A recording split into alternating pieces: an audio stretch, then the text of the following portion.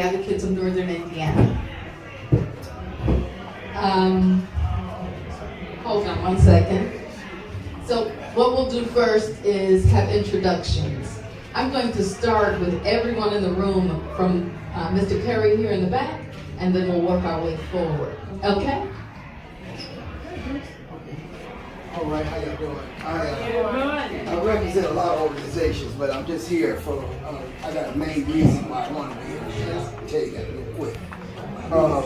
I'm with Ivy Tech, NAACP, Kappa Alpha Psi, and Indiana Commission on Black Males, trying to help black male community. But my real mission here today, this summer, and one of my cohorts, she's here today from Ivy Tech, we're doing something different. And what we're doing is, every kid, we want to get all these, all our African American black kids off the street. We don't want this Chicago situation.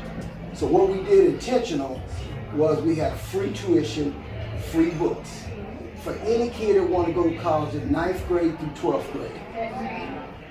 It's paid. All they got to do is get up in the morning. Y'all remember Vacation Bible School. Some of y'all may not know about that. Some do. That's what this is almost like. It's getting there, get them there, and we're going to take care of them. And then, at the same time, I want to see, I did a little survey. I went over the West Side the other day, talked to the people. And I said, how many kids in junior high and high school? They said about 1,000. I said, how many have a job in the summer? They told me 7. I said, 7? I need to see the list. We need to be very active in the community today and find jobs for every single youth in this community. And this program today, my intent in coming here is, I hope somebody start the largest garden in Gary and have 1,000 kids working in it this summer. That's what my vision is. I want to leave here today, somebody hear that. Because if we don't do it, I don't have enough time to get that. No, you do have enough time. Because if we lose one youth, this program wasn't good. And this is everywhere. I'm going to every organization to let them know we got to be intentional to get our youth working this summer. And we can't just sit back. You got budgets. Everybody got budgets. We just got to do it. Somebody got to run it, pay that person administratively, and get them out there, throw some water hose, throw some seeds in the ground, whatever you got to do. Because I'm from a little town called Kokomo, Indiana. We always worked. We worked every summer. I worked from the beginning. When I was like 2nd grade, I mean, I had to work. I had to go either work in the field or I had to go do something. But I didn't want to give my offer. She didn't tap me. I just want to let you know, my goal is, can y'all help me with this thing? I want the youth off the street again. This summer, especially this summer. Okay, I'm done. I'm Janice Culver. I'm with the Kappa Alpha sorority, Gamma South Beta chapter. And one of our national or international initiatives is community and farming, the economics. We're out here planting trees. And so basically I'm here today for information to see what we can do to make the community more aware of what's going on. Thank you. Hi, I'm Dorothea or Dolly Hill Harris, and I represent a whole bunch. It's like my friend here. We went to Egypt when we were alone. But I'm here for, I guess, Private Township. I'm the new food pantry director. So this is very on time. I also represent Senior Young Rosa Road. We always do all kinds of things in the community. So this is something that we're interested in also. In fact, all of your Divine Nine organizations are very into the community. That's what makes us tick. Okay, we have an Alpha Phi Alpha Man here. So he will get into that during his interview. So thank you for having me. I would stand, but it's a little tight over here. I'm Robin Beasley. I'm here as the Director of Disability Support from Ivy Tech. I'm also the Deputy Title IX Coordinator, but the responsibility brings me here today. I'm the Ivy Cares Coordinator. that provides support to our students to make sure they can matriculate and focus on their education. So we had a food pantry, but now we have to meet their food insecurities in other ways. And I'm just here to listen and be open to how we can better serve our students. Good morning, everyone. I'm Lisa Ratney. I'm also with Alpha Kappa Alpha Sorority. And Janice mentioned how we are involved in community impact. Also, I'm a public health person. So, food farming is all about, that's public, that's health. So I'm interested in that regard, and plus I do a little backyard gardening too. Anything I can learn, I'm always happy. Good morning, everyone. Karen Nolan, retired nurse. I am also with Alpha Kappa Alpha Gamma Psi Omega chapter, and I was told to come, so I'm here. Hi, my name is Denise Bernard. I've been a resident of Gary since I've been born. I've lived with Penny. She's my best friend, and she invited me to come to listen to hear what your organization is about, because I do believe that the youth of our city needs a lot of help. And just like the gentleman was saying, we need to get them off the streets. We need to get them somewhere other than the basketball court. There's more to life than just playing basketball or football. There are other things that they can expand their own minds in. And so I'm here to listen to see if maybe I can help in some kind of way and get the information that you all have to offer.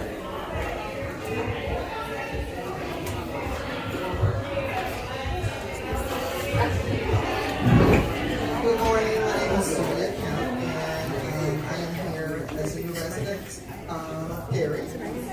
So I am here to just be informed of the resources that Gary has and to help in any way. I've been in healthcare for 22 years in various areas. So this is an informational gathering for me, so I'm very grateful to be here. Thank you. My name is Daniel Baker, and I am a citizen of Northwest Indiana, and so I represent Health Superior Courts and also a nonprofit serving athletics.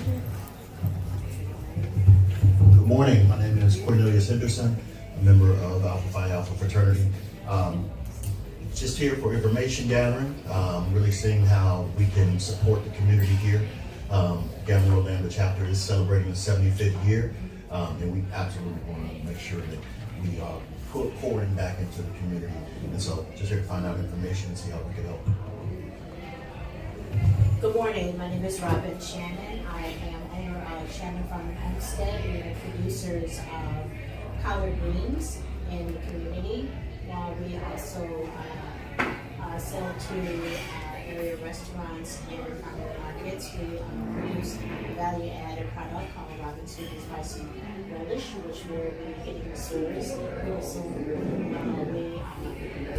I am also a member of Alpha Kappa Alpha Sorority and the Indiana Black Group. Good morning, everybody. My name is Portia McGuire. I grew up in Gary, worked in the Laney Project. I'm owner and operator of Shotgun Divine Farms, which is a medicinal and culinary herb farm. It's in Maryville. I'm also the Equity and Engagement Coordinator at Northwest Indiana Food Council. My goal is to provide resources for BIPOC farmers in the region, connect them with whoever they need to be connected with in order to get food access, make food access something that's really possible in this region. So,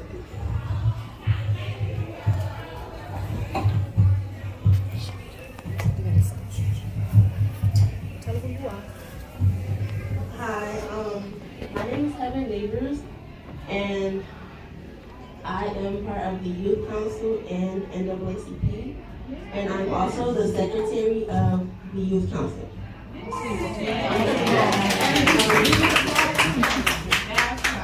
I go to Morton High School located in Hammond, Indiana, and I am in 10th grade.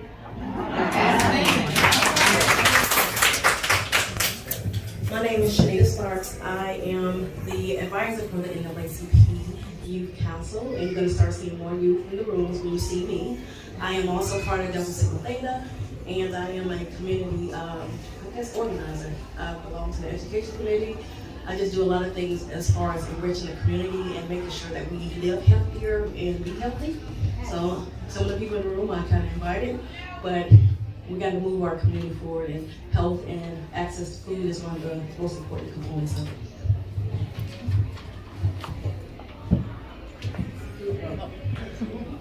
Good morning. My name is Jocelyn Kelly, and I'm the proprietor of Jay's Breakfast Club. When we talk about food insecurities, we started back in 2015 on 12th and Grant. Our objective was to open the doors and provide a home cooking meal on the go. People came and refused to leave. But the key is, a report was done merely months before we decided to open in 2014. We're not only a food insecurity as in regard to our growing, but we're also a food insecurity desert in terms of places providing quality meals, and especially sit-down establishments. The numbers are, in 2014, $200 million left this community annually. 47 million was demanded where people wanted to go and have sit-down meals. Only 3 million was able to get out of the community, which means $44 million annually, minimally, goes into other communities so folks can get a good experience. So it just makes sense for us to do what we've done and we continue to attempt to do. I too am a member of Delta Sigma Theta Sorority Incorporated, and I'm excited to welcome you here.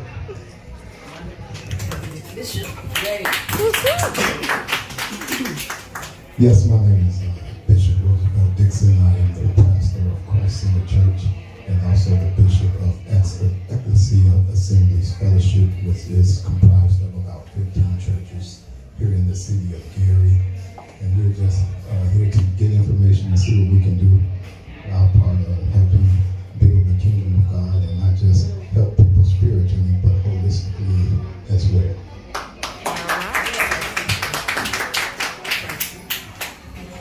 Right, wonderful.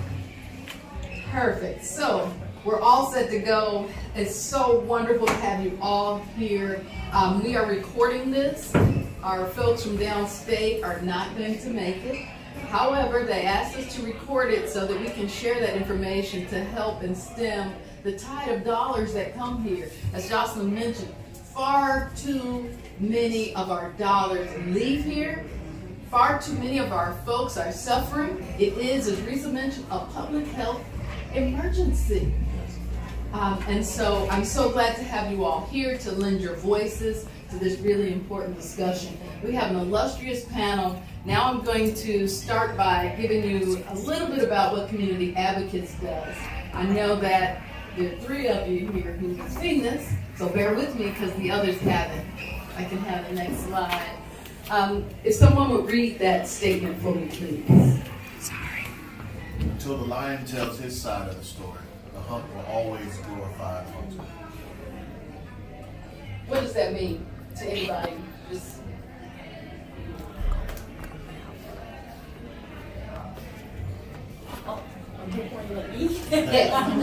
Well, until you tell your story, no one will know. No one, everybody is looking at the hunter until you get out and say, "Oh, I'm being hunted," and why you're being hunted, and what you can do in the process. absolutely, absolutely. So in essence, there's 2 sides to every story. That's right. Absolutely. And if you're the one that gets to tell the story, you're gonna make yourself look really good. Right. So even if I get into a battle with Daniel, if he doesn't get to tell his side, I'm gonna say, I beat him down. Now let's just take a look.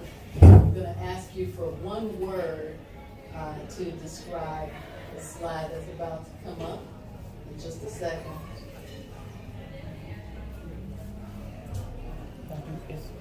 Is it a video? Mm-hmm. Oh, it is. It's a video. It's not a video. Okay, give us 1 second. All right. So in any case, what we do is work as community advocates of Northern Indiana. We work in the community health space.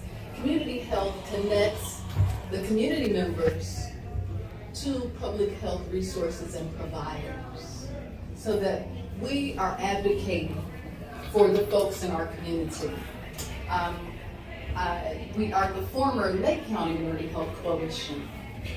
And as we began to access Porter County, and I stand on the shoulders of the tremendous, late and great Rosie Thomas. I don't know if anybody here knows Rosie. Yes, please, a hand for her. Tremendous woman, serious community advocate, irrepressibly positive, wonderfully loving, and threw a mean Christmas party.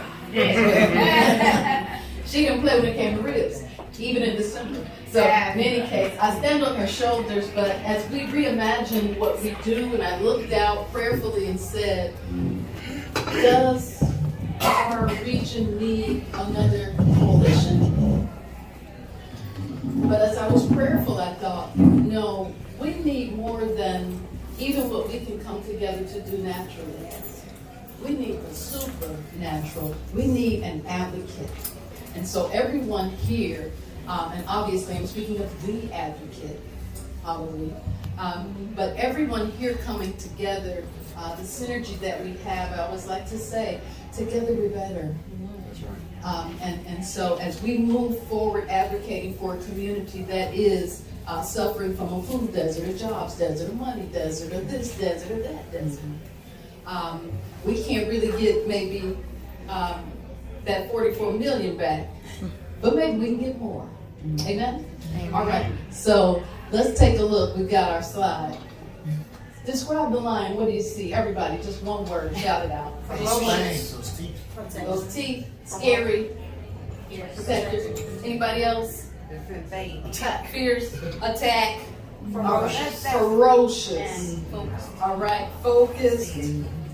Focus, ferocity. All right, let's go to the next one.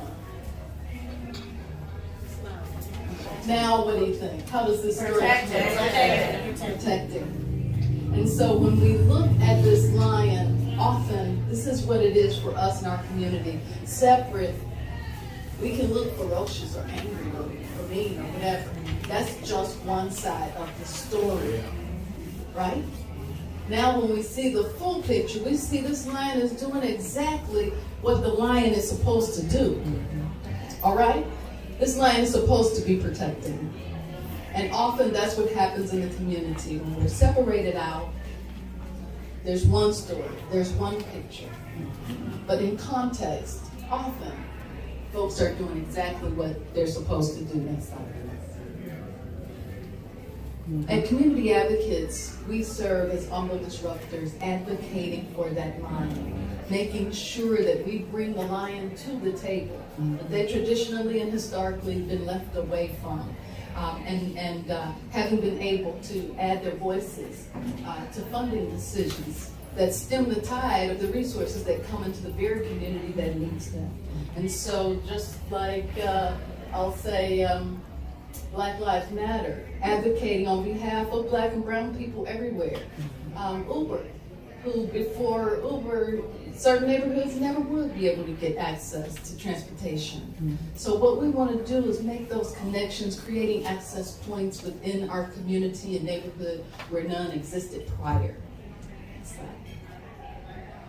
Which brings us to today, doing this very work. As we discuss food access, as I mentioned from the very beginning, we want to make sure that we're bringing the folks to the table, and each one of you here represents that. I love seeing all of our Greek organizations here today, and we got faith institutions, 15 in fact in this one, public health, those of you who've taken upon yourselves to start your own farming and what have you. So I love that you're all already doing that, and with our collective voices, we're going to ensure that we can, by God's grace, bring more resources to help you do more of what you're already doing. So I'm going to now have introductions of our panel. If you all would introduce yourselves. I'm just so excited that we've got folks from a variety of different ends of the food access issue. So I'll start here on this end with Aaron, and we'll finish up with our tremendous and illustrious Ms. Burrows. I love you. I love you as well.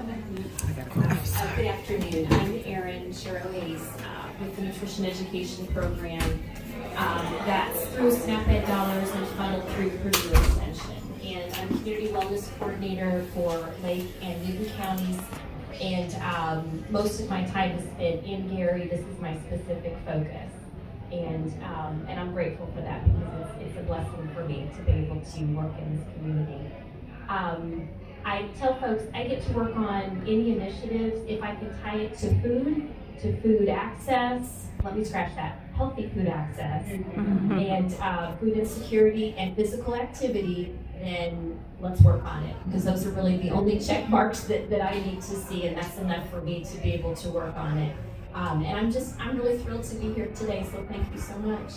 Thank you. We're blessed to have you. And the hard work that you do. Yes. Good morning. I am Patricia Smith. So happy to be here. I own a company called Catcher Wellness, and the main focus of my country is in enriching people's lives physically, emotionally, spiritually, and also through nutrition, because it is so important to feed our bodies exactly what it needs to sustain and for us to be able to go out in the community in this way. I am so fortunate to be able to work with CANI, Community Advocates, which allows me to really get out in the community and help to support their initiatives and also my initiatives.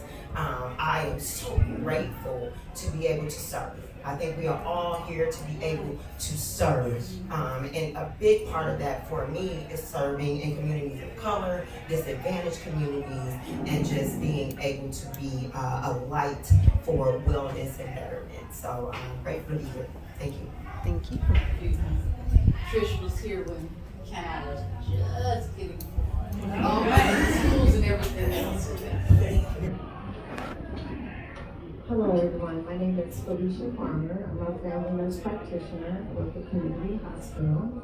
I have an organization that we recently started last year where we go out and help people start their very first gardens. The bridge between healthcare and nutrition is so pivotal, especially in our community, where we don't have those resources to eat healthy food daily. So by you having your very own garden, you're able to literally walk outside and cook a whole meal for your family. I know we harp on the meat part of eating, but you can get all of your protein and your nutrition from vegetables, legumes, and fruits. All right. I love it. Thank you. My name is Alma Wilkes. I'm a member of the Gary Food Council. A lot of people, are like, oh, do we have a food council? I think we started, we were officially established at the end of 2019. So last year, we were able to teach, I think there were like 50 children who had money last year for a Junior Master Gardener program. And with that, I think there were 6, they were taught by, we had teachers to teach the program, which is an internationally recognized program that, actually for Junior Master Gardeners. And at the end of that, we had graduation, and during the summer, they worked at different gardens and farms. Bay Farm, they did a cleanup project with Shannon Farms, Brothers Keeper Farm, St. Mary's, St. John's Community Garden. So we had children working, in these different places, last summer. We don't have one this year, but we haven't, there was so much excitement. There was so much, enthusiasm. So, lots of people wanted their children to be involved. But even though we are not doing the program, it kind of spurred other organizations and gardens, so they're having children work, in their gardens. Thank you. I don't know if this morning, afternoon was good day. First, to the gentleman in the back from Ivy Tech, I have 50 of the 950, and that's what we have the budget for. But if you want to budget the other 950, we'll be glad to take that. I literally left the class this morning. We're teaching a new ag class, new urban ag gardening for the young folks at Faith Farms and Orchards. We have 50 children already signed. Well, actually, we have 59, but we're doing like a side. And after they get through with the 7-week curriculum, the JUMP curriculum, Junior Urban Master Producer, that's Christa Curtis acronyms. Once they get done with that class, then we're going to an internship, a 6-week internship at $15 an hour for the 50 students. So if you want to talk about the 950, I'll be glad to talk to you. Once again, I'm back. I am Frida Grace in Faith Farms and Orchards. We are an urban farm. We have chickens, ducks, and goats, along with the vegetables, and bees. We do honey as well. And we've just gotten a new hydroponic growing pod that we'll be opening up and starting this year. As Alma mentioned, we partnered last year. We did the gifts program. They did the Junior Master Gardener. Some of the return students are there this year as well. We have based our curriculum on what's going on in the urban community. Because we're looking at what's stopping us, disparities, what's going on, social vulnerability index, all the things that are going on in our area and food disparities. So we have curriculum specific to that is written by a PhD educator. So we're starting with that this year. Beyond that, we have Food is Medicine, which we are partnering with Methodist Hospital in 7 positions where we actually have a prescription program for a healthy box of food every week for 2 years, along with if it's post-hospitalization and they're due and they can't cook their meals, we'll have pre-prepared meals by chefs. And this is based on the guidelines of diabetes, coronary artery disease, and gastrointestinal disorder. I'm a retired nurse, sorry, as well. So I'm a nurse I'm a farmer by choice, a nurse by chance, I always say, because now I'm a farmer. So I've learned so much about food as medicine on the farm. I brought them in today, but we won't get into that another time. But that's what I am in for Pastor Curtis Whitaker. I'm not Pastor Curtis, but I'm here because he was invited today. So that's it for me. Oh, I'm sorry. We are with several programs, LFPA, Food as Medicine, Faith Farm Fresh Frozen, and then Junior Urban Garden New Ag Program. Wonderful. Hello, I'm Janine Heyman, aka Nani. I am a doula, and I am certified postpartum doula and certified breastfeeding educator. So my goal out here is to teach all these, women, what is breastfeeding and how to breastfeed. And a lot of mothers don't know that, breastfeeding is costly and it's a natural healer. Like a lot of mothers don't know that, child has an earache, put that breast milk inside that ear, and you got a natural healer. A lot of mothers don't know that.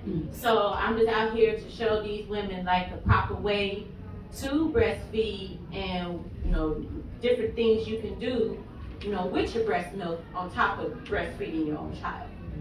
So, and yeah, that's it. Oh, and you can lose some weight too.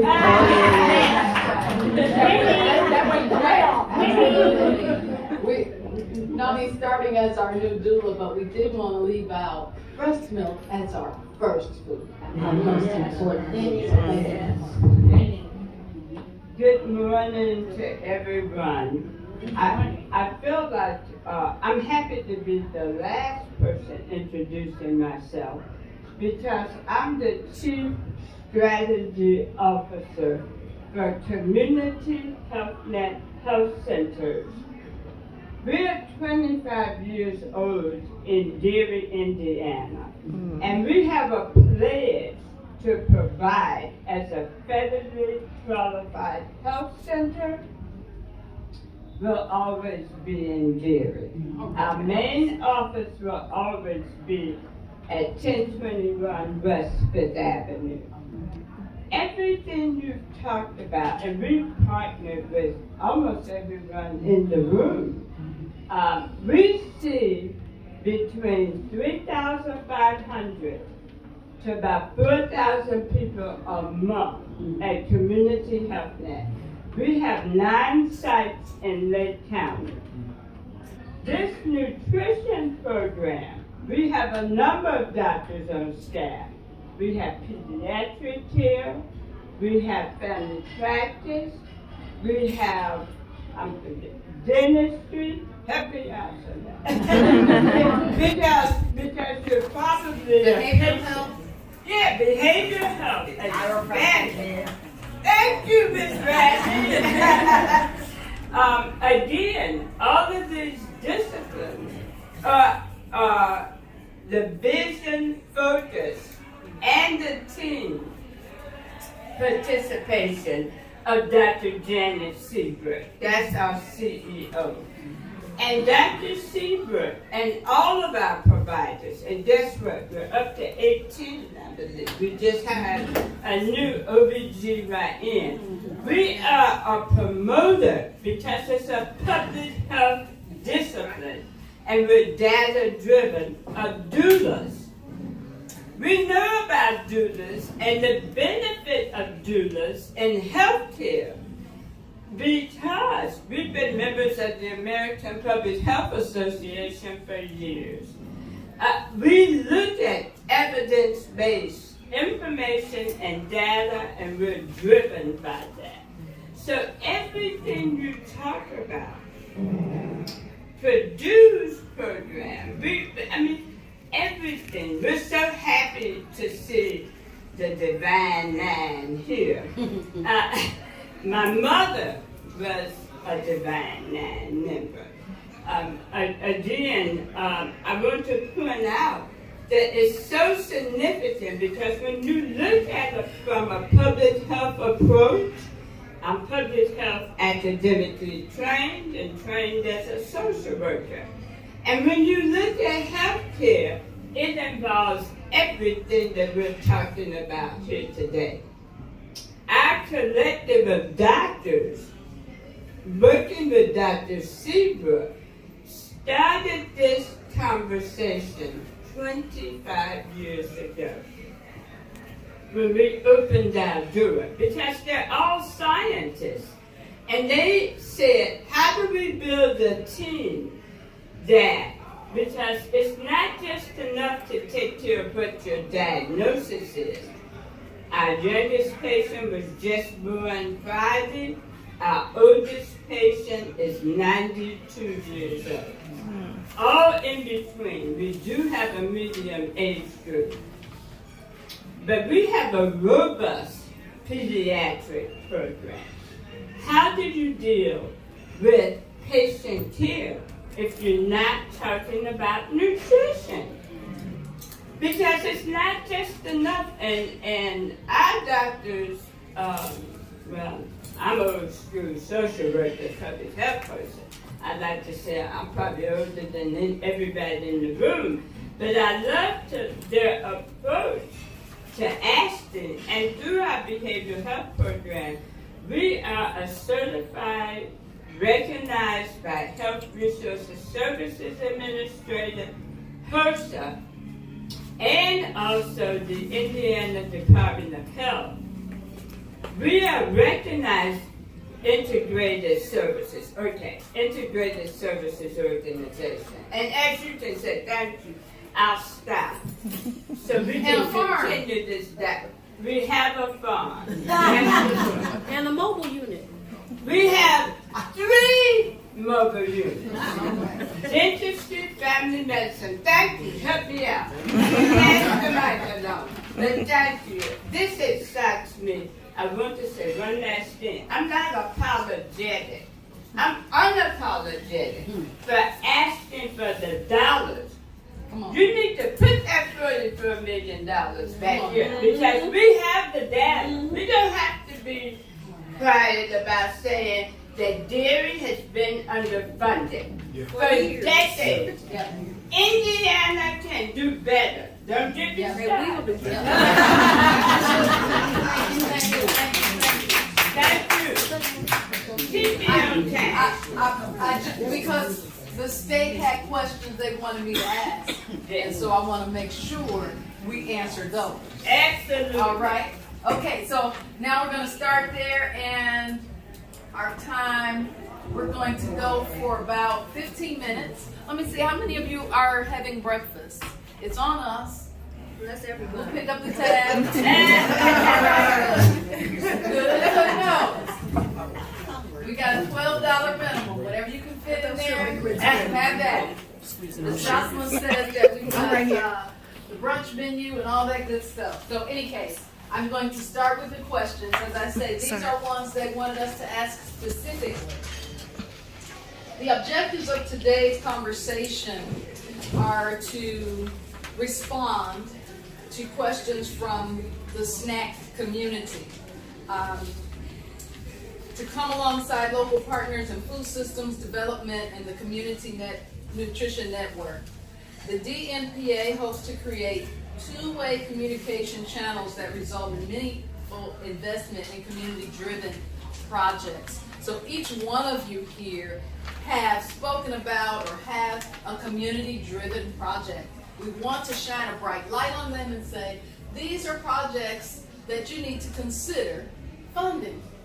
As Ms. Barrow mentioned, from Christ Center Church or churches from Ecclesia who have a feeding program and taking food to seniors, to the youth ag groups, to NAACP youth, to all of you. So we want to make sure we do that.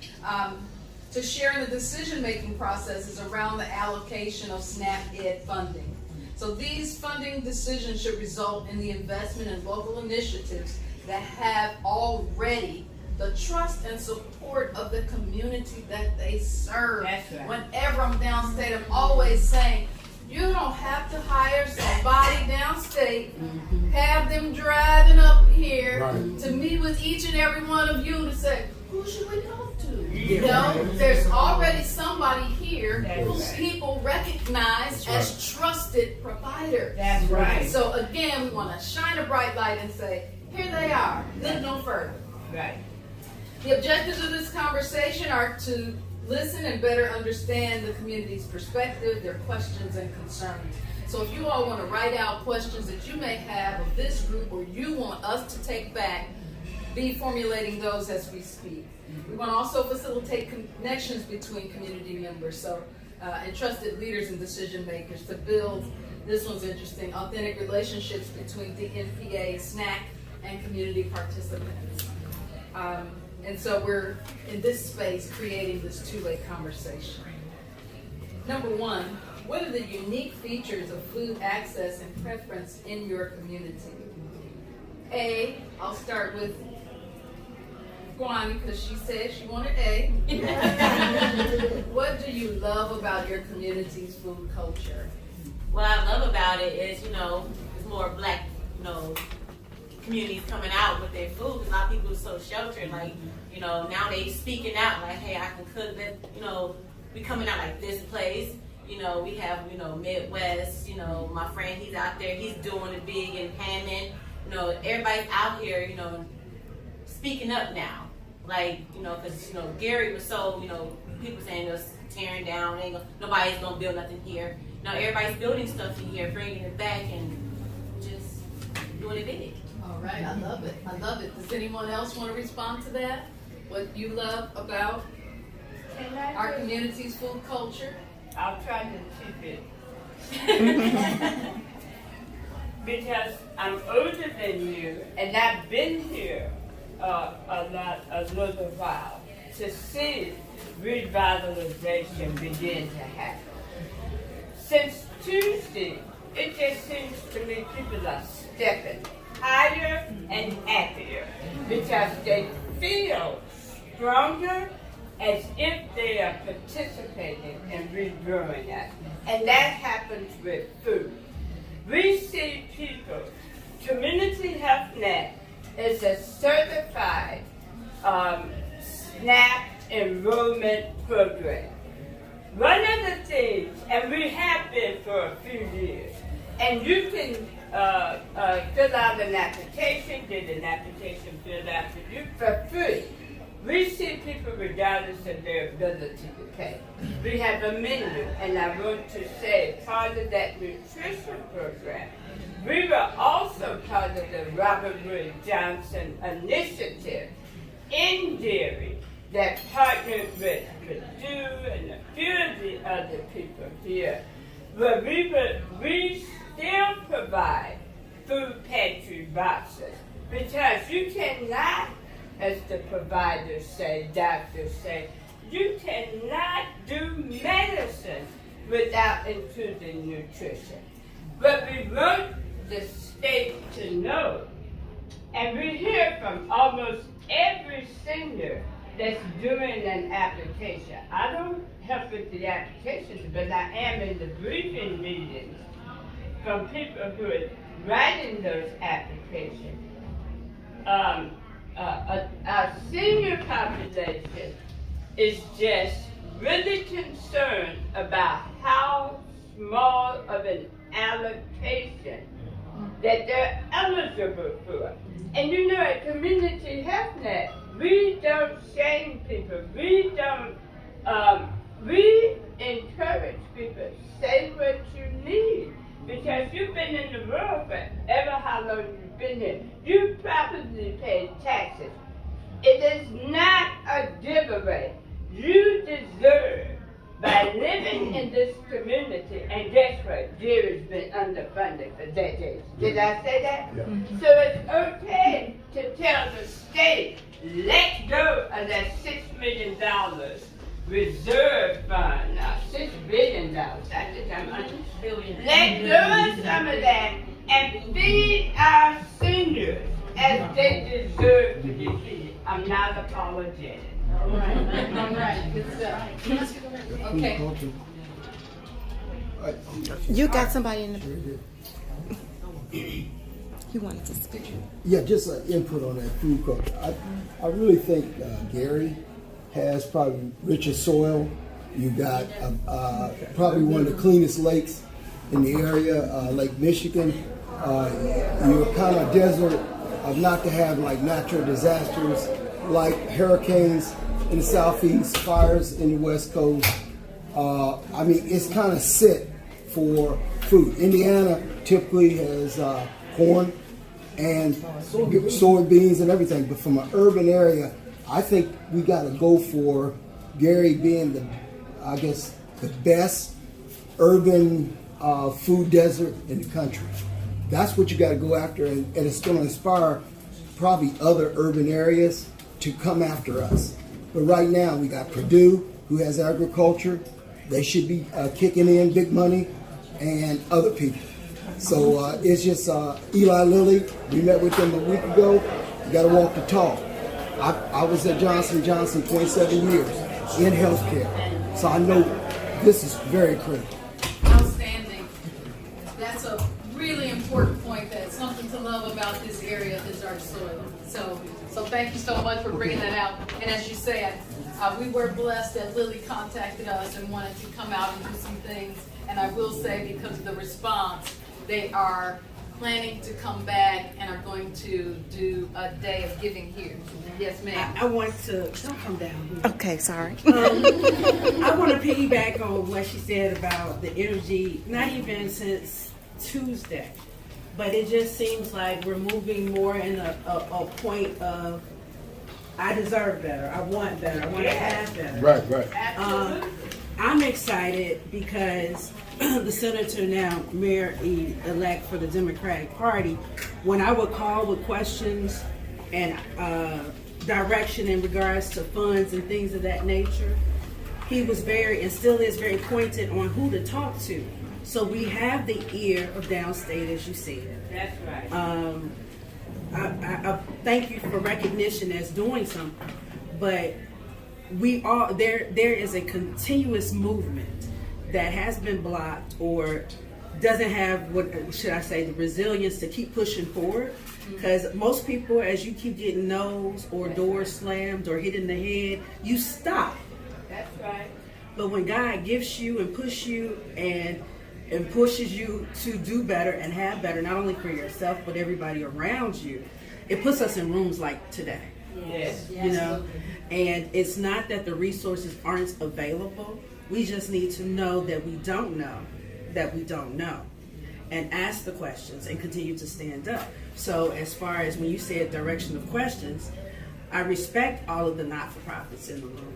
However, I have not-for-profits and for-profit entities. There's something about an institution that grows from 7 employees to 30. It's still growing. And when we go and sit down and have these meetings, oh, you're not a not-for-profit. But my job is not to provide the fish. My job is to teach people how to fish so that we can fish for ourselves and not depend on other folks. All right. Thank you so much. We have somebody else who's looking to come in. I think there's a seat right there. And I'm gonna say this and come on back. I'm sorry. Because here's what I want to make sure that I do. You got a seat in here, Pastor Alicia. You got a seat right here. Oh my goodness. That's okay. I don't want to step on you. I've got about a page and a half of questions. Many of these questions are going to give an opportunity to give the answers that you're giving. And so I want to ask you if you would let me go ahead and get through the questions. And because as you all know, this will end up to be not just a synopsis, but a proposal, right? And so I'm just going to ask you if you would, let's go ahead and get through them, and then at the end, we need to add to it. Everything that is being said here is so critically important, and they need to hear it. But I just want to make sure we answer the questions that they're asking. So, all right. The next one. What are the unique challenges that your community faces related to food? All right. I think we need a different mindset when it comes to healthy food. And when we celebrate, it's usually, all the bad stuff. But we celebrate a lot. So we need to celebrate with healthier foods. We really need a different mindset. And part of that is a lot of people don't see the relationship between what they eat and how they feel. Because they always eating the wrong stuff.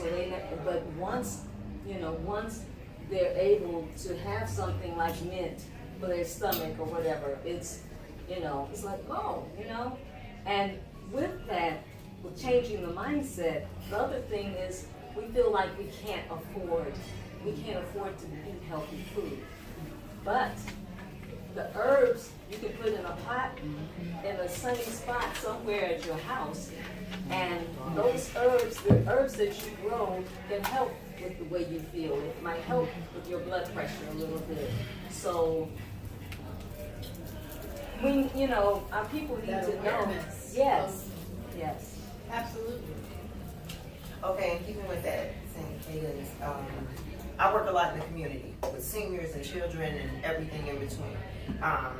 And it's education and knowledge primarily. I do a lot of health education.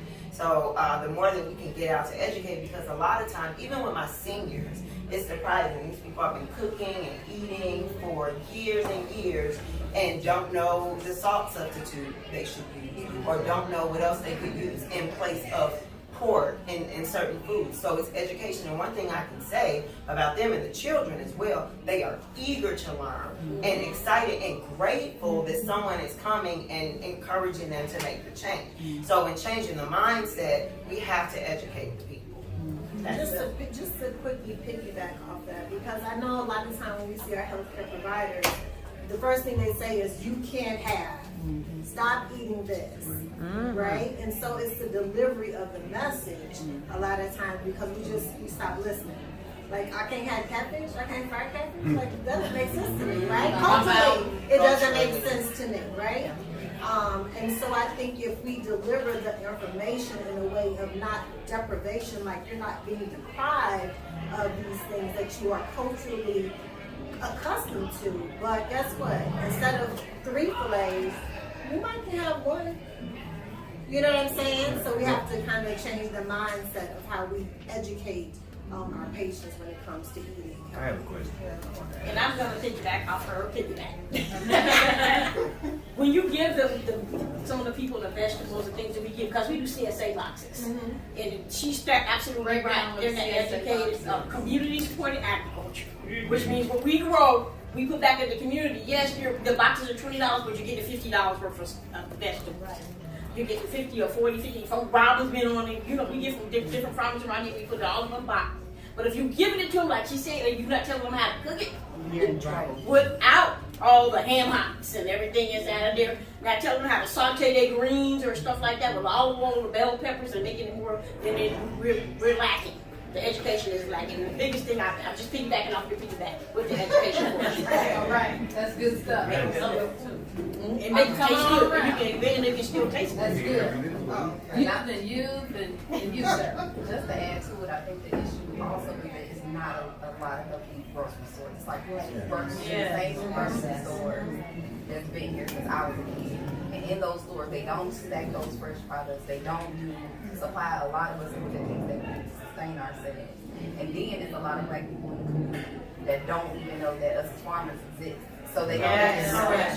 So, like, it needs to be a lot of visibility of BIPOC farmers, and specifically in Gary, but also like in the county as well. So if people knew that they can go and spend their SNAP benefits or they spend their big whatever they need to spend, and they knew that they can shop with us farmers, I think more people would do that. But it's a huge lack of education behind that. That's good. So we got education, we got awareness, we've got changing traditional, thinking, culturally relevant food, as well as marketing. Access. Access.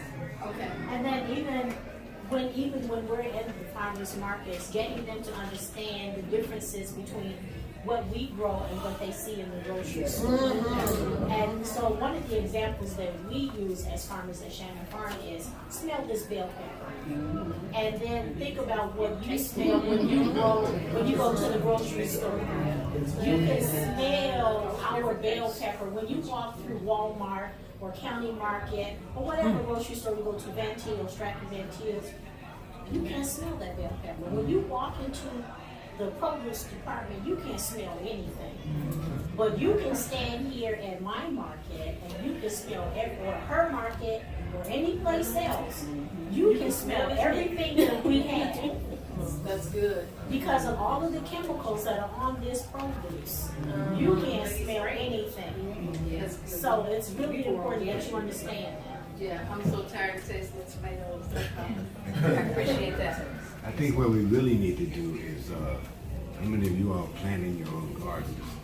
We need to plant our own gardens, and then that's where the education will come. Because once you start growing it, you get inquisitive about how it grows, where it grows, the sun, whatever. Then you don't worry about chemicals because you got your own. Like I have a garden, but you have to make sure that it can come from seed, it can come from already planted before you even get to the market. And the whole market thing is crazy because they want us to go to Whole Foods because triple what we want to buy, and we shouldn't have to do that. And we have food deserts, like I believe grocery stores saying, maybe I'm too old, but there was a grocery store in Tri-City. We need to put them, because when you look at where people can eat down there, where can they go? County Market, 25th, from 5th Avenue, East Chicago. I mean, strategically, we've had grocery stores just shut down and walk away. I would like to see a black grocer. If you got a black farmer, we need to see some black grocers, because those are going to be in touch with our people, and we'll be able to talk to them and say, how come I don't smell bell peppers? How come I don't smell onions? What's going on? But we are not, I guess it's called it grassroots. You have to do it grassroots. You have to have a garden in your backyard. You have to. I grow peppers and bell peppers and cabbage and lettuce. But when you go, you take your own pride in what you're going. You check on it every day. You know what's going on before you get to the market. And then we don't have anywhere to supplement what we're doing. We got, what, Save More down there, then where's the next one? One thing too is just maybe some more collaborations. Because yesterday, I just happened to hear on NPR, no, it wasn't NPR, it was something else I was doing. But this lady down in Atlanta, I'll make this as quick as I can, she started feeding people just because she saw a lot of homelessness, okay? And that kind of grew in the community. Now they are, and there's a lot of stuff in between, but now they are at a point, they have collaborated in the city and across the country. They're doing like maybe small grocery stores within schools and neighborhoods. And so she was talking about, she's on her way to Minnesota, someplace she's never even heard of before, but they got together so that they can start this initiative in their community. So I can get you information about that. I just saw it just yesterday. That's good. Appreciate that. Can I just get something out really quickly before I bust? Because I'm older and don't stay up here. Just going around and listening to the farms, I had no idea that there were farms in this area. Black owned. And then hearing about the restaurants in this area, can I ask how many restaurants that serve, sit down meals or dine in? 2, 3. Just 2 or 3? I think that's even perfect because You we got talk about Great Lakes, educating, tacos. getting more options, understand, how to eat healthier, season differently, whatnot. If you're growing bell peppers, you're growing tomatoes, perhaps you could distribute to these restaurants. You distribute to these restaurants, and in terms of education, maybe there is a dish or a recipe every month, every quarter that comes from how do you use green peppers or tomatoes that are grown here on these farms. And that's featured on the menu at these restaurants. And so it promotes what you all do. It makes money for you. It educates individuals in the community of how to season their food differently, how to eat different, with some fresh ideas on, some different recipes. So, I've purchased from Shannon Farms and Faith Farms. Thank you very much. So these things are happening. Absolutely. And you have a menu, Jasmine. Yes. Thank you very much.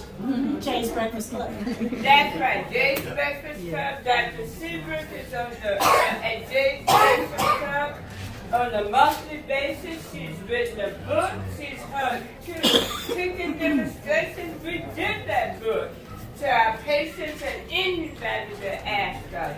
We've been doing that for a little while. And those menu items, you can taste the green beans. You can taste your peppers. Right. And we have our farm. We did on our farm. We're on Our the farm. harvest. We give away. We give away to all of our patients. Set the table out. All right. All right. Thank you. Thank you. So, this is good. And I feel like, again, we're just going to, I think it was said already, but the marketing. And this is also an avenue for awareness. So let me go on. And I'm just going to see a show of hands. How many community members and leaders are involved in food initiatives? Let me just see your hands. I want to say pretty much almost everybody in this room. We got that, Nicole? Mm-hmm. All right, wonderful. Examples of food projects or initiatives that are working well. I feel like we heard that well. Let me have a sentence from around the room. Why do you think they're successful? The initiatives that are working well. If I can say to Joss, okay. Because they have a pulse of what the community's needs are, and they fulfill those needs, and they continue to partner with other organizations to spread it even further. It's having a pulse of your community and addressing what their needs are. That's good. Absolutely. Maybe the care and dedication that the people have towards their projects and towards the community, and wanting to help serve the community through their projects. Absolutely. All right. What's the most promising food initiative or program happening in your community? One that residents like, that you think is making a real difference?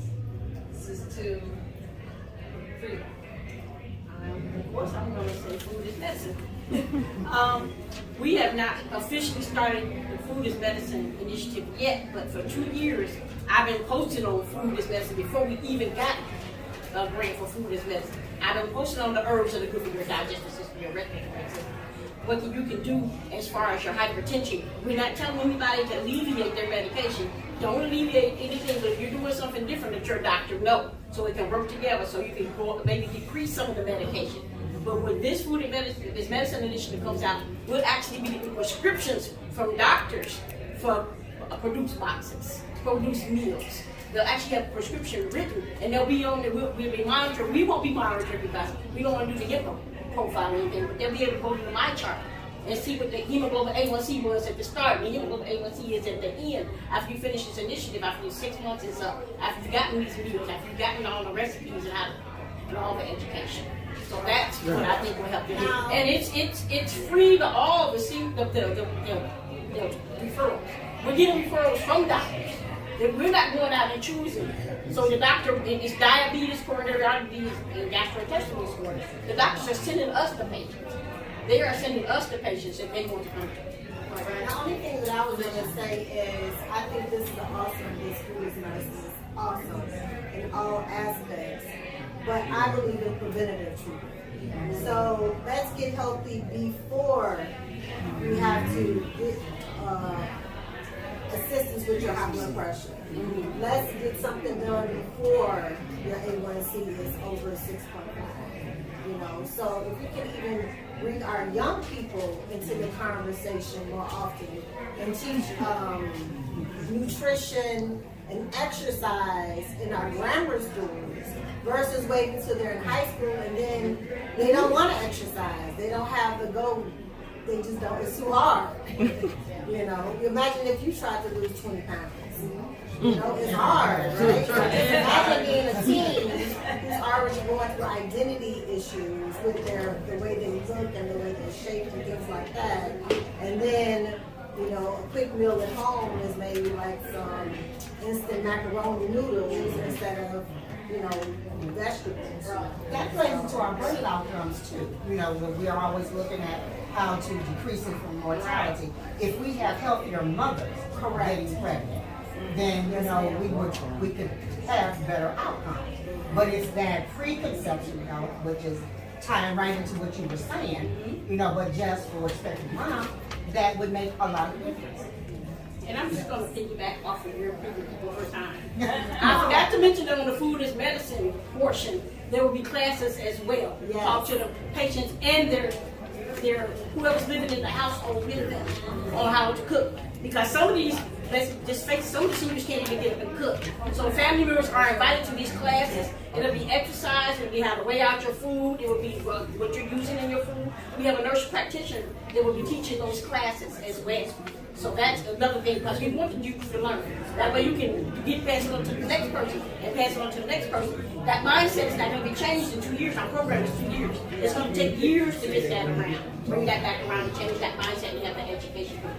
But you know what, it also gets back to that marketing too, because and y'all know I'm everywhere, but I've never heard of that. That's because it hasn't really been official. But when it does come out, we need to know. That's right. People need to know. So if we got to take it from the pulpit, then because all we have, we're trying to get better, because all I have is my little Facebook page for the longest time. So that's what I don't know all these. We're trying to get better. Reach out with some of that. We got Chelsea. She's going to help us with some of that. Very good.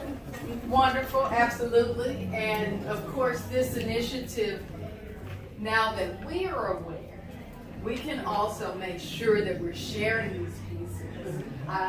As far as an initiative as well, I'd love for Patricia to talk about our initiatives, because we've got Eat Healthy, Be Active with seniors and kids in school and Fit Kids, and now Empowered. Each week of Empowered, we have a number of giveaways. 1 week you get a Fitbit, you get a tablet, you get a steam cooker, you get a Blender. Well, what's the other? Blender, you know, Scale. A scale, so that you not only understand how to cook it, but if you don't have those resources at home, if you don't have the equipment that you need, then we provide that as well. Patricia, if you'll talk about those programs. Love these programs. So I'm going to speak about Empower First that I'm doing in the senior facilities. And I love it because we're doing it as a conversation. I think that you mentioned we can't necessarily talk at people. We need to speak to people. So it allows us, you know what I mean, we need to have the conversation. So it allows us to be able to do that and sharing our own experiences, how we can change together. Particularly with the youth. Absolutely love Fit Kids because when we go in, a lot of them don't have the knowledge and they end up taking these tips about nutrition and health back to the home and the family, which is so important. We really have to eliminate the apathy in this community because there's so much of it. And since we don't have anything, these sorts of initiatives that we're talking about, the sky's the limit. You know, we can do anything from this point. We're starting from a baseline here. What am I missing?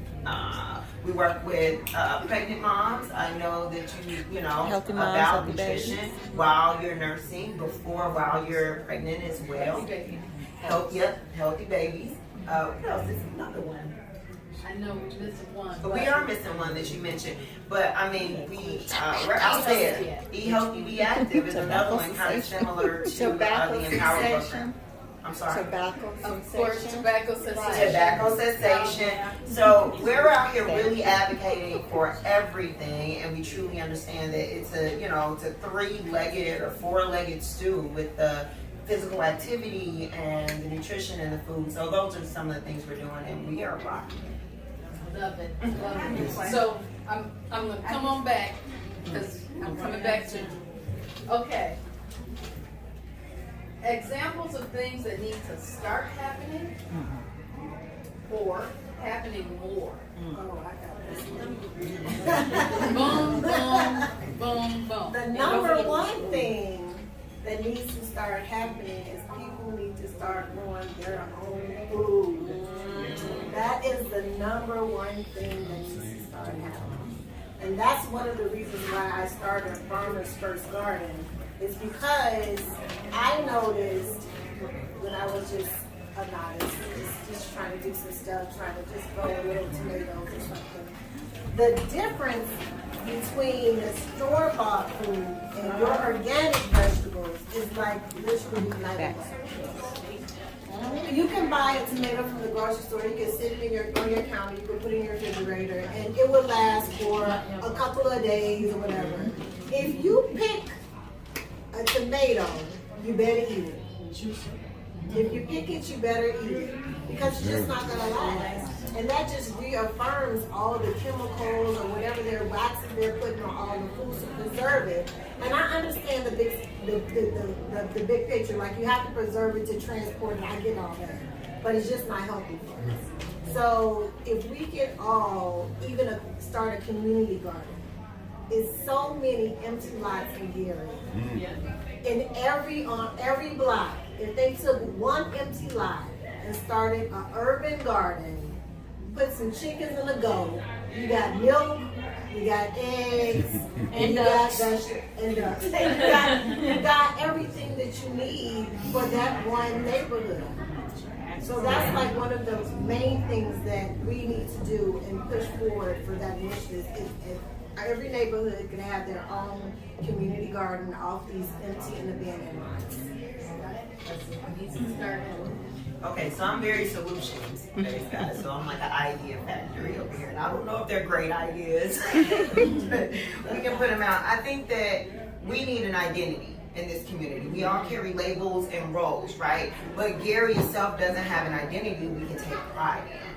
So I really think that labeling this community as a community of healthy food, as a community that's doing these things, gives us something to talk about. When I go out, oh yeah, Gary is all about increasing healthy foods in the area. But how do you let the people know that that's who we are? right? People got to see stuff 7 times before it even resonates or means anything to them. So we have to focus on going to the people. Like the organizations, everything is great, but those people are there for the message. Those people know what they're walking into. We're talking about the people that are not there for the message.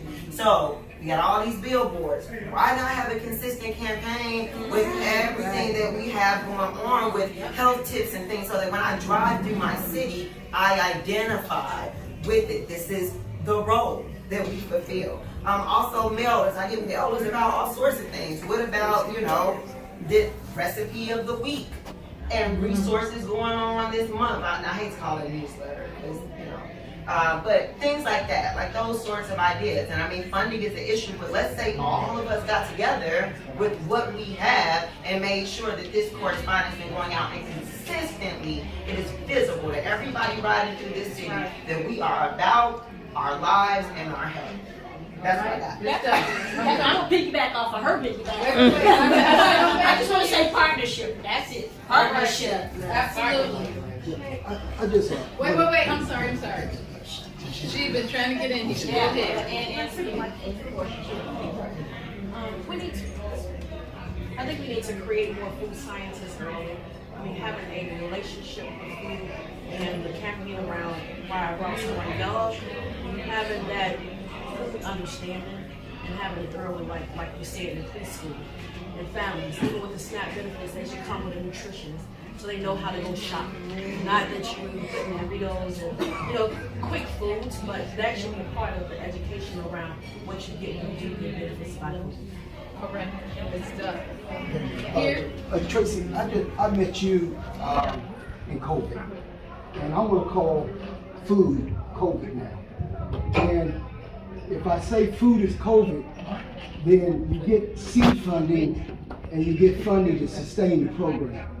Gary needs that now, and the message has got to be clear that COVID's gone, food is COVID now in Gary. I mean, you got 90% of the kids in school can't afford lunch. They come to school in the summers to eat. All over Gary. I see people on the street needing help. They go to the liquor store versus getting food because they're hungry. They need moisture. They need liquid in their body. So we got to really flip the script where right now there's some organization in this room the money comes into and distributes it to the groups that need help, because you got to kind of fix the process. Because if this one's I'm trying to get my little grant, we're working in silos right now. We got to work this as a coalition of Northwest Indiana, all these groups. So you got the big money in your group, give it out and get it going, get it mobilized. Because it needs seed money, it needs a sustainability. So I'm telling them now, turn the word COVID, no more COVID, food. Food in Gary, this whole situation, and we'll fix it. I love it. That's good. Let me say, we don't have the big money. I'm trying to help you get it. But no, I appreciate what you're saying, and certainly when we have had it, we did share. Right. Every time we do, we have memorandums of agreement that assure that the partners get the funding. So I'm glad that you said that. I appreciate it. I like the lady's comments. Gary, right now, my mind is a sustainability green city. Yeah. And if you say that, you can talk to Mr. Biden. He can give you money. Yeah. Because that's where they're going now in the country. Yep. Gary is a state. It's not a steel city anymore. No. We make very little steel. We didn't give people the cancer and the diabetes and all that. We got to deal with a health crisis because of that. And I don't want to go there. And I'm with you. About the and let me say this though, and it goes back to what Beryl said earlier. So we don't have to give up COVID funding to get food access dollars. I'm gonna tell you how I feel about grants. Like she said earlier, all of those funds we've been underfunded for years. That's right. So we're all about not either or. We're all about and keep us safe from COVID and food access. That's good. And mental and behavioral health and. We got a lot of needs. All right. I'm with you. We're on the same page. I'm going to make it quick, but I also think just to put everybody stuff together, we need meaningful collaborations. Because what I'm learning is that within all these different organizations, everybody has the different skill sets, so they can bring in the money, people that can organize community farms, people that can get a lot of these different projects done in a way they can go into predominantly white spaces where the money is and draw that money back into the community. But I think that I'm going to press you. You say meaningful. Yeah. Give me some description. What I mean meaningful is, and I feel like I know what you're saying, but since we're recording, so let's and I'm just going to speak candidly, and this is my opinion, this has been my experiences working in nonprofits. Sometimes different organizations, and I don't have anybody in mind, but sometimes people do stuff for the clout.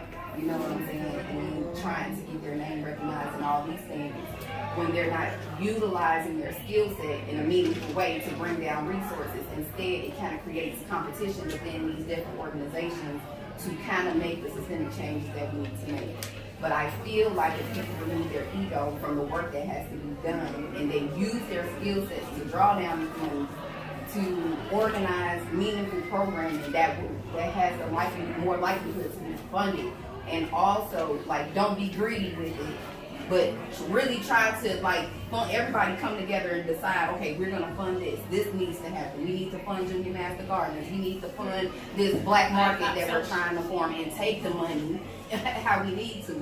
Identify people within these different organizations that have the grant writing skills, that know how to put it together to draw down these federal fundings, because there are people within all these organizations that know how to do that. I'm one of them. So, and just if we can all come together under a coalition or something like that and come together and really define what we need, because the thing is, nobody's saying what we really need. Everybody has these good ideas, which are great ideas, but that's what's needed right now.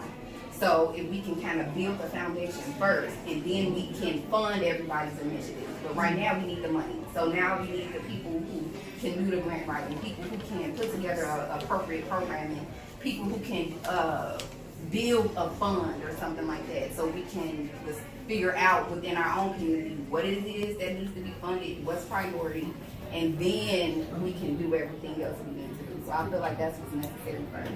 All right, just I'm gonna go ahead. I'm gonna ask you to hold on to it. Okay, so what role can IDOH play in providing resources and training to your community to support food systems work? If I can start with Aaron, what kinds of resources, as you are out here working pretty much across everybody in the community, what sorts of resources are needed or desired that you've heard about consistently? And it was just mentioned, the education piece, and I've heard it a couple of times. That's an example, and this actually ties into. Okay, is that better? Yeah. Is actually a project that we have going on right now, and it's through IDOH funds, through SNAP-Ed funding from last year, and it's our Gary Schools Gardens project. So at 6 Gary Public Schools, we have new gardens going in here actually in the next couple of weeks. So send up some prayers that we have some good weather in the next few days. It's a mix of about 50 raised beds at 6 different schools. I know that doesn't sound like a lot, but really it is, and that's a lot of growing power. And one of the things that I'm most excited about taps into this education piece. It's not just a raised bed, right? We're tapping into Bailey STEM and how gardening and nutrition, healthy eating can tie into STEM. We're, bringing families involved, so it's not just the students, but it's that whole package of the family. That's just one idea, but that's something that I really is kind of on my heart right now. It's that education piece, and all of us taking a look at whatever role we're in, whether it's, if someone is teaching Bible school, this summer, what things can you do around healthy food access just within that role? Maybe it's take a look, read the label on the drinks that are being served, to the kiddos at Bible school. I know this sounds like a little thing, but really, well, that's a big thing, because we know those sugary drinks and those things. And if taking something away, make sure that something good is put in its place. But just whatever role that we are all in, kind of using that lens of healthier eating and better food access.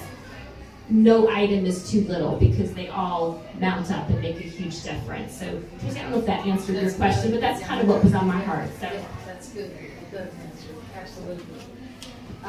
You know, when you mention that about something that's good, I'm just going to quickly say, I had years ago a sweet tooth and used to love pecan pie.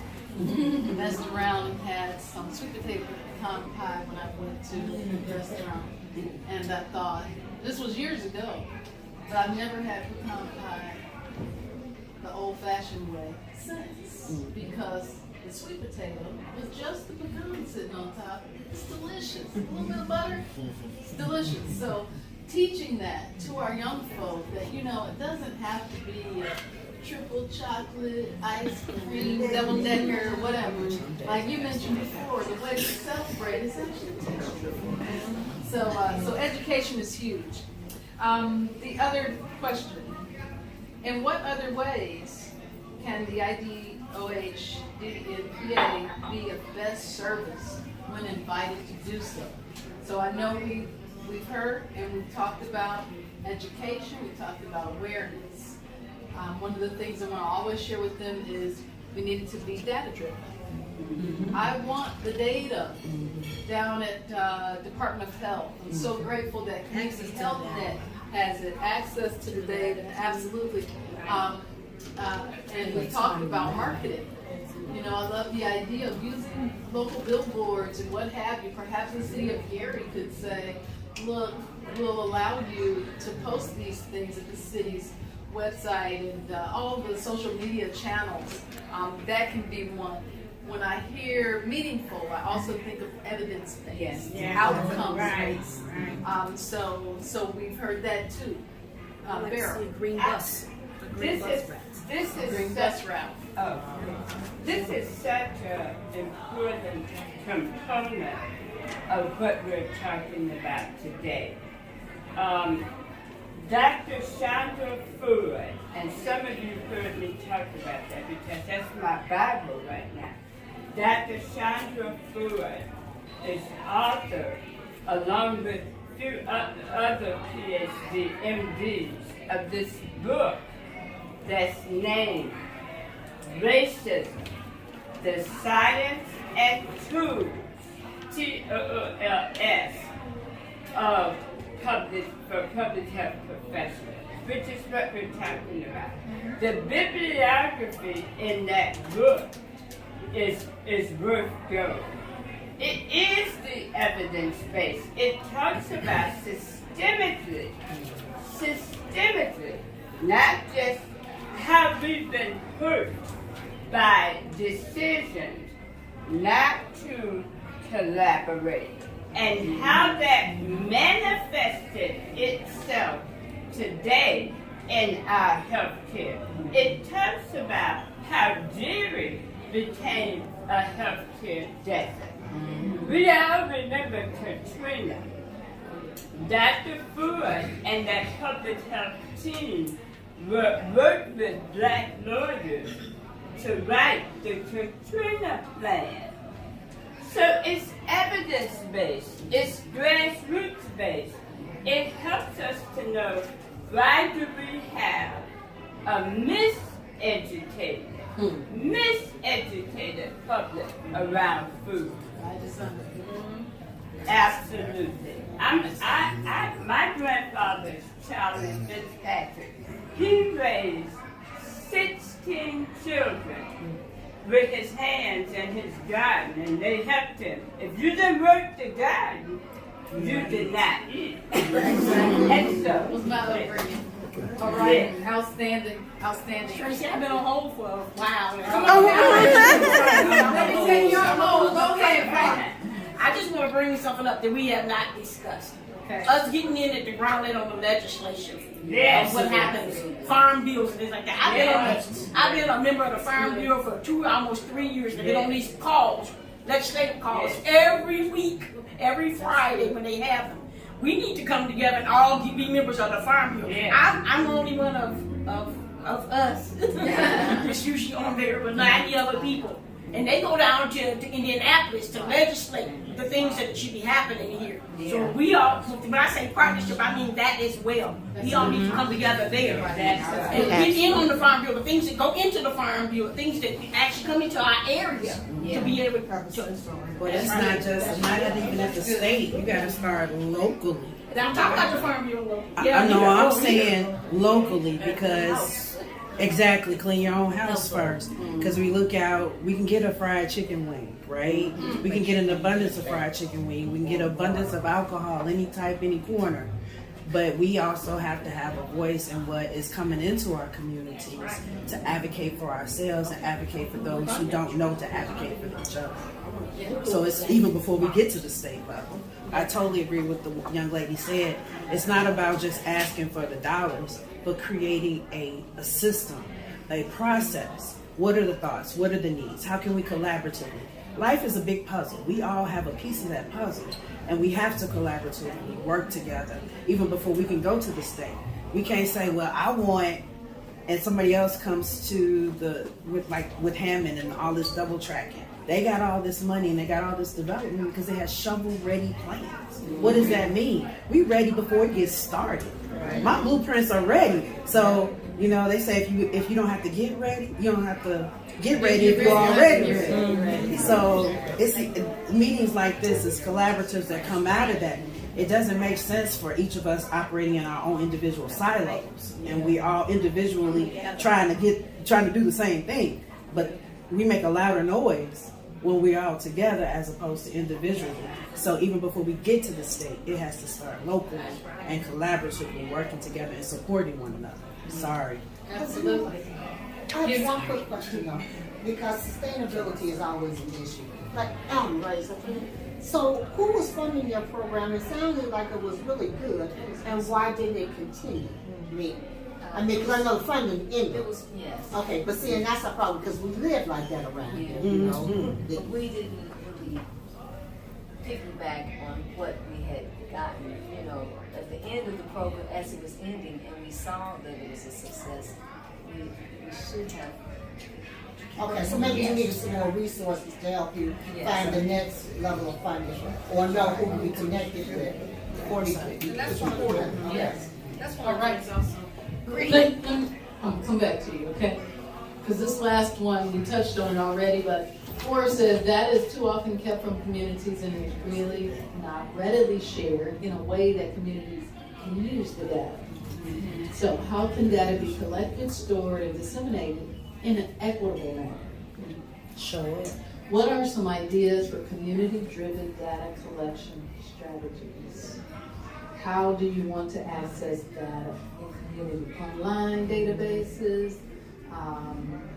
We talked about newsletters, mailers. Because everybody has phones, like these young kids have phones.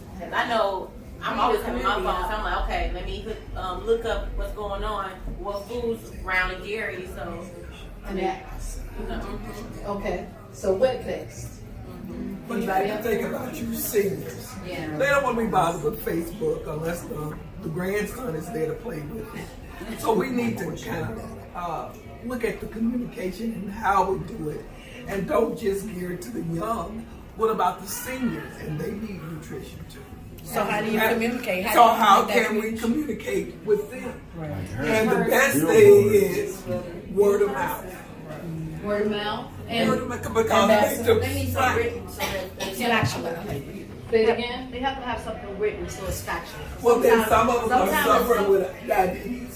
Can't see their fine print. Yeah, but I'm saying as far as having. But keep that in mind about your seniors. Sure. And that's something, all right, go ahead. I just want to ask a question. Did anybody know who wasn't running for office? Did anybody not know in this city? Everybody knew because you saw the flyers out in the people's faces. You saw the you saw all those everywhere. Everywhere you saw who was running for office.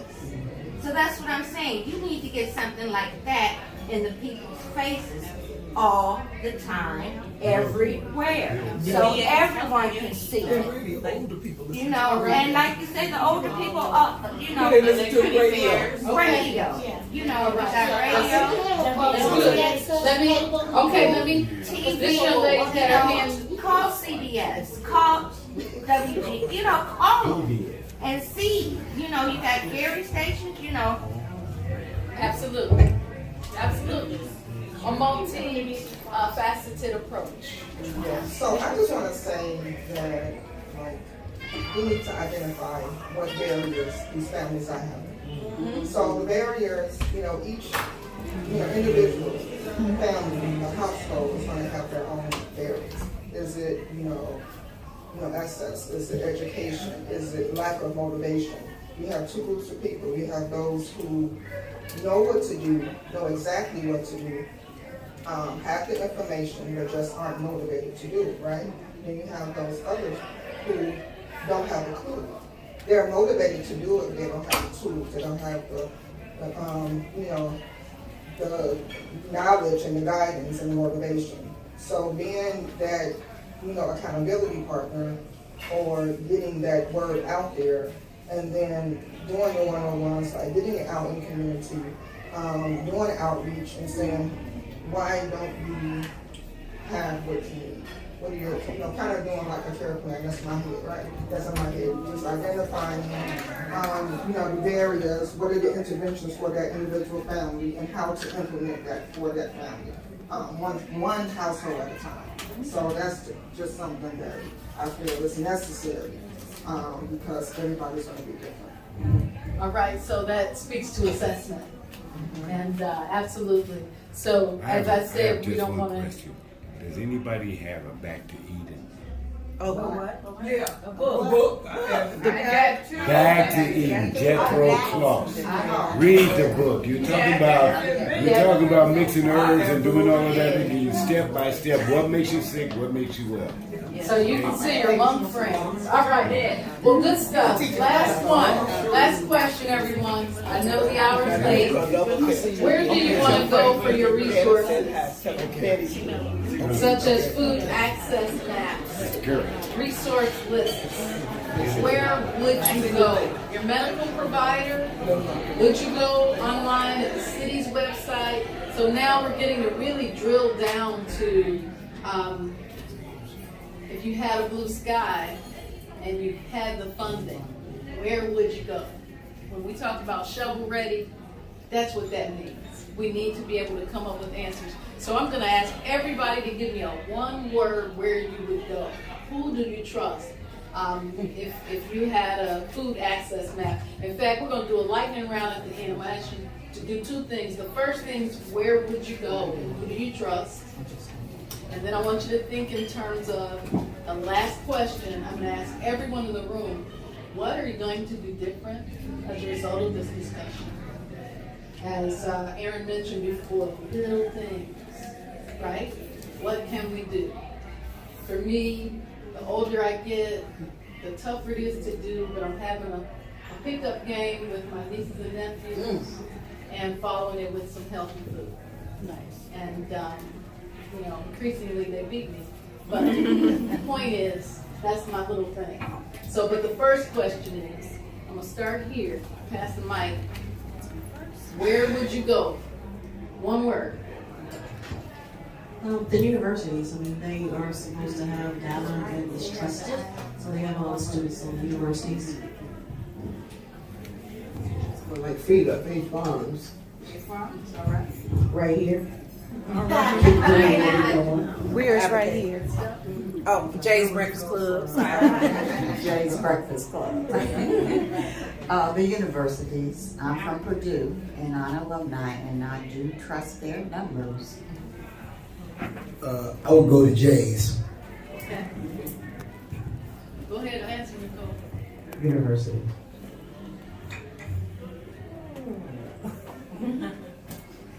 Okay, you want one. I can't give you one because I'm with the universities, but I'm also with the Food Council too, because I'd like to feel that they could, give me what I need about this community. I don't know, maybe a naturopathic medical provider. Okay. I'm not sure where I would go, but until I came here, now that I've seen it has a lot of different places to go, I would just pick one of them and start there. I would think community development and also natural resources. People who have experience like natural growing foods and things in that sort of nature. All right, good stuff.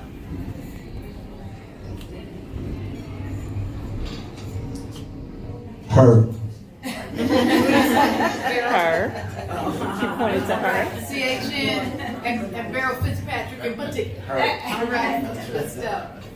So since I'm new in the area, I would say wherever I'm recommended to go, and then I would do my own research. So what recommendation? From a doctor? So, a recommendation from someone who eats healthy and follows a good regimen. Not just me. A person. A person that trusts. Do I have the question correct? I mean, what is the question? Tell me the question. It can be any of these answers. It's where would you go? So it can be from a trusted person. It could be, like you said, from a university. Okay, because I thought you were asking the question as to where would you get information from, like that data or something like that. Yes. Okay. All right. Yeah. Okay.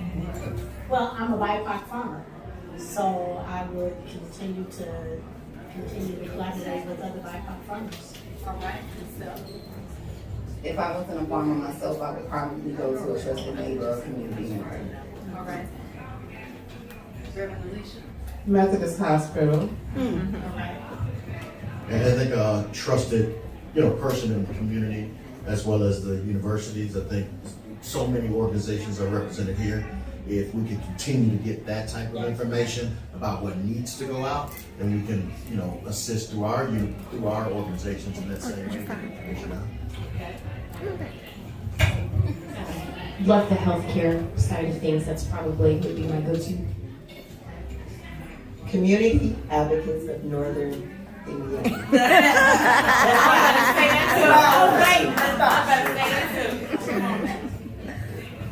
I think I would probably go to my local farmers.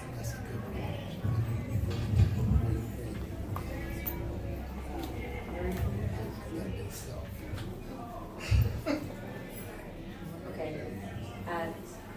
I have to say this because this is someone I listen to every day because I need encouragement every day.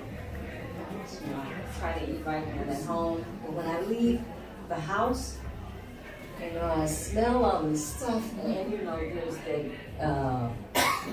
the food that was good for us, or what is it, comfort food, and as you age, you gotta let some of that stuff go, for real, okay? So this woman, her name is Adama Alaji. I don't know if anybody's heard of her. She's been advocating for 44 years for people to let go of things that the deaf industry. And I listen to her every day because I still go back and eat some of the stuff, that might make me itch or whatever. But I listen to her every day because, okay, I'm sorry, okay. Adama, Adama Speaks, Adama Alaji. Check her out. I would go to fake farms and local farmers. All right. She stole my answer, so I'm gonna say the same thing. Community advocates.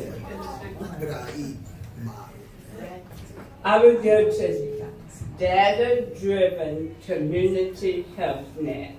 All right. Okay. All right. Good stuff. Okay. Now let's go around. Start with you, Beryl. One thing, and again, please, everybody, let's keep it brief. What will you do different as a result of this conversation? Expand collaboration within this room. Well, now since I know there's farmers around, so I'm gonna start shopping there. All right. Good stuff. In collaboration, she stole my answer. Okay. Partner. collaboration. Meaningful partnerships. To get everyone's information here and utilize my social media platform and the people that I know here to spread the word. Meaningful collaborations in my mind too.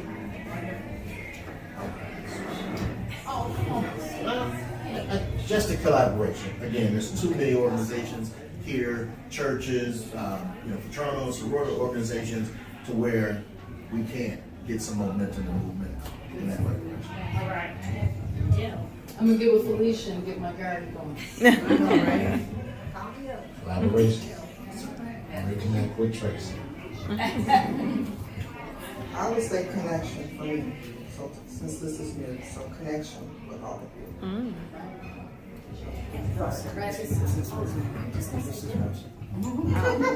I would just say, get more information. This was great information, but you need more information. And that's what I would need. I'd need to get more information.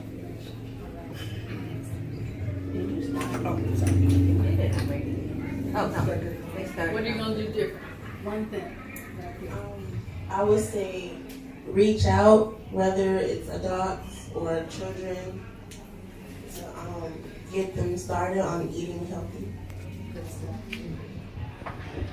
The word is activate, meaning they're doing something actively. So after this meeting, we need to do something more than just this meeting. So to activate intentional. Support. Intentional collaboration. The same, intentional collaboration. Network. Network, there you go. I would like to collaborate with some of the individuals and organizations being represented and develop programming at Ivy Tech so that our students can be better informed. Mine's going to be a little bit different. I'm going to work with my health ministry at my church so that we can start changing some habits within our church around celebrations. Spread the word, spread the message. Yeah, right.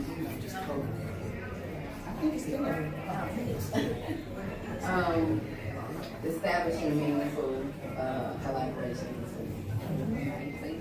Ditto. Tracy, can we have, if it's acceptable, email list from this group since we all signed up? Does anybody have an issue with that? No. All right, good. Absolutely. And in fact, no, thank you. In fact, I want to say thank you to all of you who have come out and shared your voices, your expertise, your passion, your mission, your call. This doesn't end here today. So as we compile this information and put it into a report, a summary, and send it downstate, we'll also be reaching out to each of you with next steps with a forum that takes the next step so that it can be meaningful, filled with evidence-based and outcomes that will ensure that we move forward together. So with that, I thank you to this distinguished panel with all of what you all bring. But, when you have a panel like this, like minds are going to come together. And so everyone in this room, as well as, in fact, the folks even outside of the room, just brings a wealth of connection and information and education and awareness. So we're going to look to do some of these things. I've got to say thank you so much to the amazing team at Community Advocates. You all may know Nicole here recording. We've got Bernicia outside taking sign-in sheets. And Ms. Penny Cochran here. Community Advocates. Even though Patricia has captured, we always claim her. So I thank you, and again, thank you to Beryl Fitzpatrick, to Noni Heyman, to Ms. Frida Grace. And before you leave, everything we do with the state, there has to be documentation. Please don't leave without your survey. To Ms. Felicia, Farmer. She's a farmer. Patricia Smith, Aaron, Cheryl, Hayes. Thank you. Thank you to all of you. Everybody, please have a bite to eat. Feel free. And please don't leave without turning in your survey. Thank you again. So if I can